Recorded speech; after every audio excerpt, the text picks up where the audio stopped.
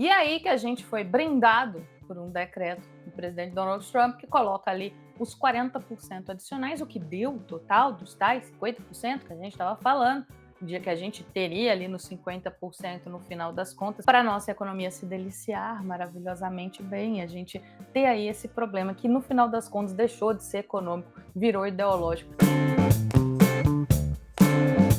Olá, sejam todos muito bem-vindos a mais um Fala Tarifa. Não, eu estou brincando. Esse daqui ainda é o Fala Duquesa, mas aparentemente a gente fica trocando de assuntos entre IOF e tarifa. De 15 em 15 dias a gente fala de um ou de outro. Qualquer dia desse esse programa vai ser rebatizado para alguma coisa estilo Fala Tarifa ou Fala IOF. Mas não dá para ignorar, ser diferente e não falar hoje das tarifas, porque depois a gente teve mais um capítulo dessa novela. Novela essa que começou lá no início do ano, a gente inclusive falou disso aqui com aquela cartolina maravilhosa em que a gente tinha ali os pais, a gente tinha ganhado 10%. Deveríamos ter ficado o quê? Quietos e calados, porque afinal de contas estava bom para a gente, estava barato para a gente, mas não.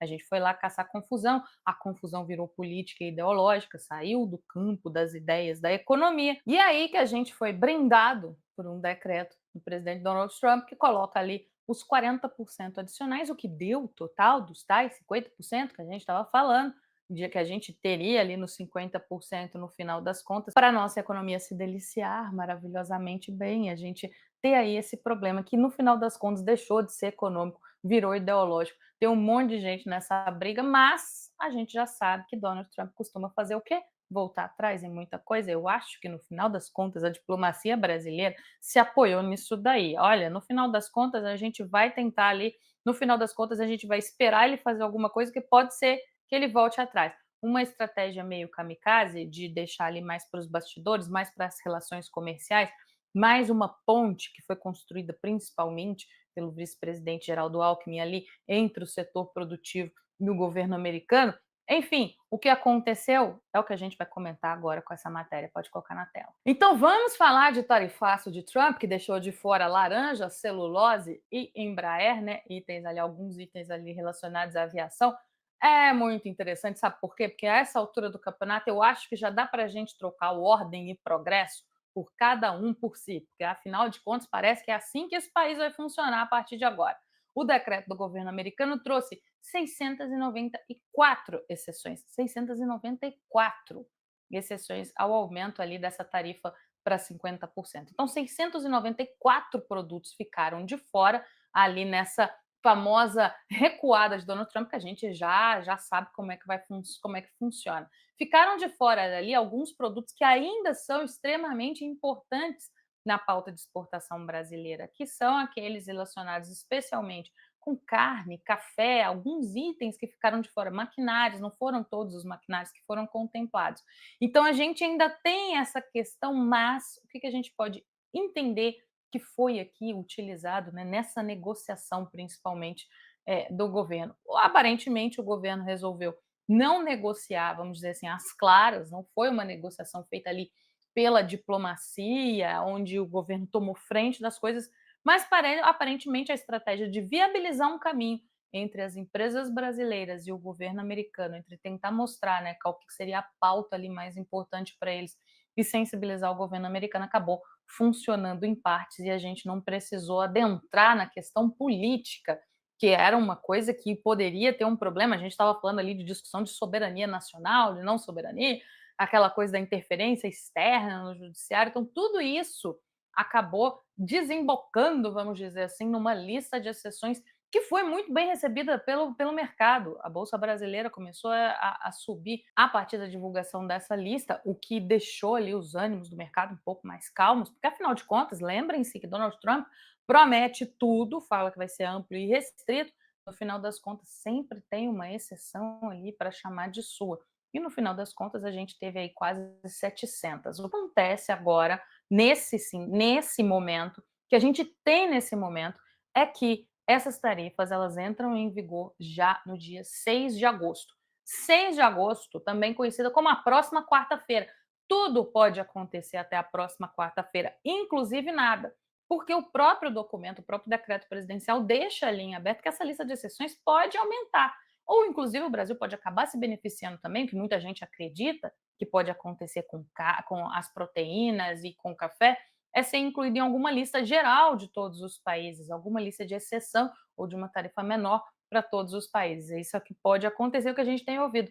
Mas até o dia 6 tudo pode acontecer, porque a situação agora deixou de ser, na realidade nunca foi. A decisão agora é basicamente uma decisão ideológica. O próprio decreto do presidente Donald Trump traz muitas referências justamente a essa questão política e não econômica.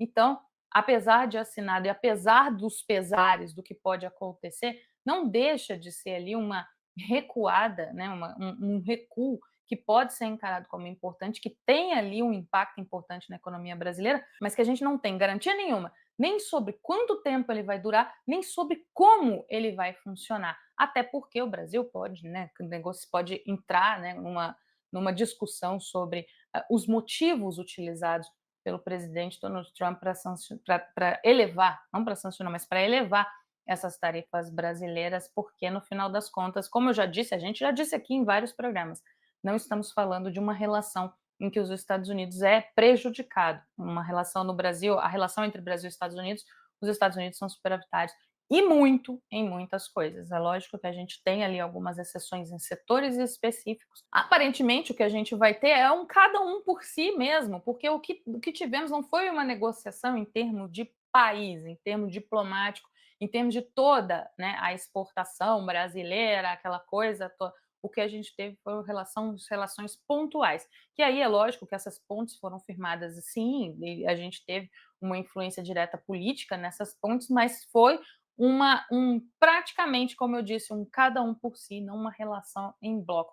Antes que venha gente aqui falar bobagem, porque eu tenho visto em redes sociais bastante sobre isso, não tem nenhuma lógica a gente falar em imposto de exportação sobre alguns produtos brasileiros. Sabe por quê? Porque você penalizaria o exportador brasileiro. Ao colocar o imposto de exportação, o que você faz é deixar de dar competitividade ao produto brasileiro. Não é isso que ninguém quer. Não é isso, não é uma queda de braço. A economia não pode ser encarada como um nós contra eles, apesar de toda a tentação envolvida em tratar como nós contra eles. No final das contas, o que a gente precisa é de uma economia forte, é de usar talvez essa oportunidade para tentar abrir mercados e ter outros mercados alternativos. O que a gente precisa é reforçar a nossa economia e não tentar ficar sancionando os Estados Unidos ou tentar criar alguma barreira ali que pode acabar prejudicando mais os nossos exportadores. O que a gente não tem são só 694 itens sendo exportados para os Estados Unidos. É lógico que a gente está falando de muito mais do que isso.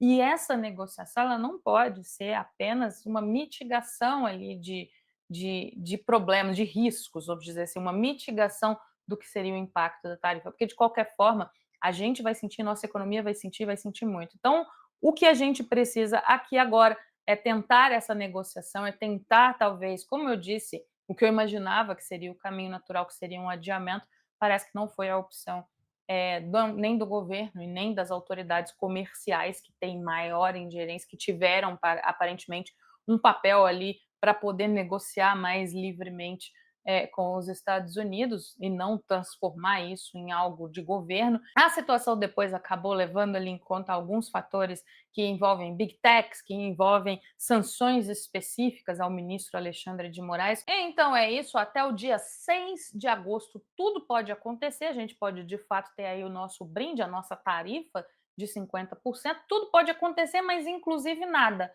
Porque, como eu disse para vocês, essa lista aí está aberta, inclusive isso está mencionado no decreto presidencial, que é uma lista que pode ali ficar ali, ser acrescida, enfim, é uma lista viva, a gente sabe disso, então muito mais exceções podem, inclusive no momento em que você está vendo esse vídeo, pode ser que existam já outras exceções, porque aqui a gente simplesmente não consegue acompanhar tudo o que está acontecendo. O ministro Fernando Haddad, que desde o início da semana tem dado declarações no sentido de que iria aguardar um posicionamento do presidente Donald Trump, queria aguardar um posicionamento dos Estados Unidos para só então apresentar o que seria um plano de contingência, um plano de mitigação de danos. E agora sim a gente fica esperando o que vai ser o próximo movimento do governo brasileiro, porque afinal de contas, se nada for feito, no dia 6 de agosto, teremos tarifas para todos os produtos brasileiros que jamais se limitam a 694 exceções. Muito mais gente pode ser penalizada nisso aí, a gente sabe quanto isso pode ser ruim para a economia. E eu espero você toda segunda-feira, 9h30 na coluna Não Vou Passar Raiva Sozinho. Já coloca aí para você ser avisado e não perder, porque a gente vai falar de quê? A gente vai falar, sim, de tarifas, porque aparentemente esse é o assunto do momento e dia 6 está chegando aí. E a gente tem que imaginar o que pode acontecer. Será que essa política de Donald Trump está mesmo funcionando? Está funcionando para arrecadação nos Estados Unidos? Eu espero vocês na segunda-feira, 9h30 no site do Estadão, na coluna Não Vou Passar Raiva Sozinha. Até lá!